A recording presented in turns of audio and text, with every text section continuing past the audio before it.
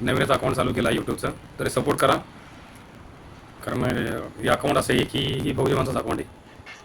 आणि हा फौजी माणसाचं जीवन असं आहे की हमेशा धावपळीमध्येच. तर त्या धावपळीला काही ही नाही आहे. ही पहा, आता इथून मुंबईहून आम्हाला छत्तीसगडला जायचं आहे. आणि ह्यात सगळे नाराज आहेत. ह्यात बघा, हे आमचा छोटा टायगर यश पवार, हा पण नाराज आहे नगरला जाण्यासाठी. पप्पा तुम्ही चालले म्हणून मुंबईहून छत्तीसगडला. आणि हे आमचा मोठा टायगर यश पवार, हर्ष पवार, हे आता 9 क्लास म्हणून 10 क्लासला अहिल्यानगर जाणार आहे. तर हे तिघंच राहणार, हर्ष, यश आणि त्यांची मम्मी, हे तिघंच राहणार.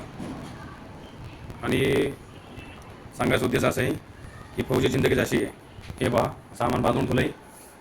कधीही विंसाच्या पाठीवर त्याचं सामान असतं, असंच आहे. हा ब्लॉग हिंदीमध्ये बोलायचा होता, तरी पण मराठीमध्ये बोललो आहे. कारण मराठी माणसाला कळलं पाहिजे की शिक्षणाचं किती महत्त्व असते.